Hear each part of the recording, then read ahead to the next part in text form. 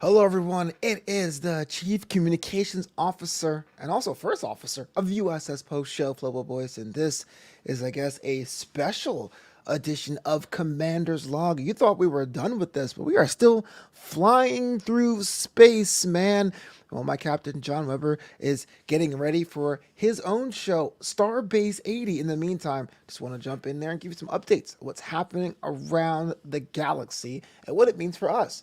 First of all, on top of everything, I want to thank you all for watching last season, the first season of Commander's Log. We covered season 3 of Star Trek Discovery. It's a show that really means a lot, near and dear to my heart. It was really great.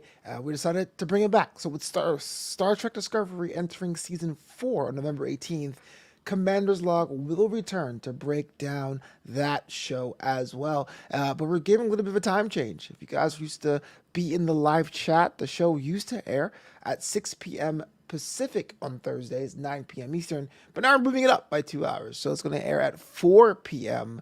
Pacific, 7 p.m. Eastern on Thursdays, the day the show goes live, the day the episode drops for Star Trek Discovery. So it's going to be a lot of fun. I mean, we're in the future now. We've got Captain Burnham, that we know for sure, but it's going to be a riot. And that said, John Weber has his sister show, Starbase 80, which will go more into the other episodes of the other franchises in Star Trek, the TOSs, the TNGs, the VOIs, the Enterprises, all that stuff.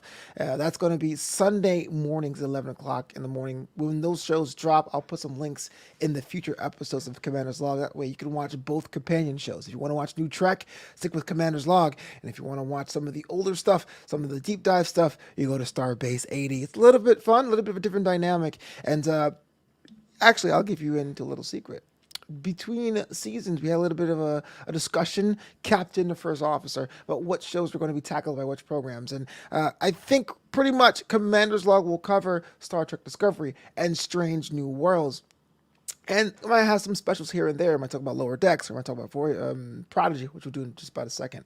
So, Discovery and Strange New Worlds will definitely be on Commander's Log. Anything else, we're talking more deep dives in Lower Decks, more deep dives into Prodigy, more deep dives in Section 31, and all the older series, the original series, and all that will be on Starbase 80. We'll have a little bit more time to go and bring on some more guests who have a little bit more of a deep dive knowledge in that stuff as well. So, New Trek, stick with me over here on the channel at youtube.com/Flobo Boyce. But if you want to know more about that, you follow at Starbase 80 on Twitter for more information on that. And also, I can't wait for November 18th to drop. We have a brand new presentation for Commander's Log. We have a new logo. We have a new intro. I'm excited to share that with you. So please be on point. Make sure you hit that reminder button for November 18th to get that first episode of the second season of Commander's Log, which is also corresponding with the first episode of the fourth season of Star Trek Discovery. Now, as for me, on the back end of things, I was able to put some more promotion out there for the show. The audio version of this show is now available in podcast form. So if you love to hear or listen to shenanigans instead of watching them, which you can now on Spotify and on Apple Podcasts, it's the same Commander's Log, the unofficial Star Trek chat show. Make sure you look for New Amsterdam Entertainment. That's the network the show falls under. So I got all that out the way, got all the housekeeping out the way. Let's talk Star Trek Prodigy. Star Trek Prodigy's pilot episode, or the combination first and second episode, dropped this week, and there was a lot of hullabaloo about it. It was an animated series. It's going to be airing, or it's a Nickelodeon production, but it's airing on Paramount Plus. A lot of questions were asking about the timeline of it all. How does Captain Janeway, Kate Mulgrew, she was announced to be on the show, how does she fit in? The pilot answers that questions and more, but I want to stop to give me a little bit of my thoughts. Now, before I can do that, let's talk comic books. You see, I'm a DC guy. I love my Superman, I love my Batman. I don't know if you can see here behind me, I have a roster of all the DC characters. I have my Green Lantern.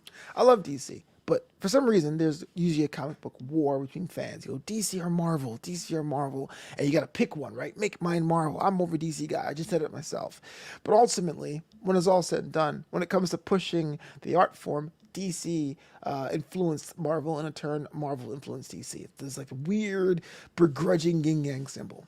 What am I bringing this up for? Well, in the past 10 to 15 years, I think Star Wars has done a better job of appealing to a brand new audience. And so you have shows like Clone Wars or The Mandalorian, which really takes storytelling in a different direction to make that whole world fresh for newer audiences. And well, even though Star Trek has modern interpretations, I always say I got into the whole lore of Star Trek through Discovery.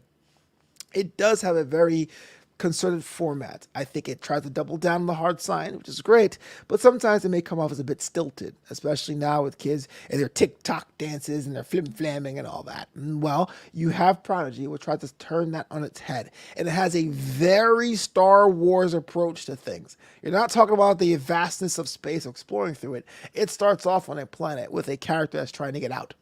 And I think that's really cool, really refreshing for Star Trek, but it does seem like it's like, hey, if you like Star Wars animated shows, you'll try to give this a shot. It definitely feels like this show, Prodigy, is built to get younger audiences who are into the action-based world, the space opera world of Star Wars, into the realm of Star Trek. Now, only the first 2 episodes dropped as of this recording, so you don't really know how much Star Trek DNA is in this, but to me, it reminds me of Star Wars, Clone Wars mixed with Fast and Furious spy racers. When you have this world, you have this original set of characters, you may have some established characters dropping in for some cameo's sake, but it's definitely more of the adventure side. Hey kids, imagine yourself piloting the ship kind of thing that I think it may be a gamble, but it may pay off. Very, very smart having Janeway involved in the show. Again, I won't spoil as to how she's involved, but very, very smart because you want the parents, I guess, to get the kids in the room and say, hey, check this out. I used to watch Janeway when I was a kid, or 20 years ago in UPN. Remember UPN? Yeah. For me, personally, a lot of the characters do not hit for me, but the show isn't made for me. So I don't say don't check it out, but you definitely could tell there's like the intrepid, plucky, I don't want to say this because they're aliens, but like male, I guess, ish character, the straight-laced, logical, the support female character. There is the comic relief, this case a child character. Like the archetypes are there. The storytelling isn't necessarily fresh or new. I think it really is more of a let's present an on-ramp to get the next generation of fans into Star Trek. And I always say this, I am all for that. I love interpretations. I love reboots. Like I always use this as an example on Commander's Log. Riverdale is a show on CW that has a different interpretation of the Archie comic characters.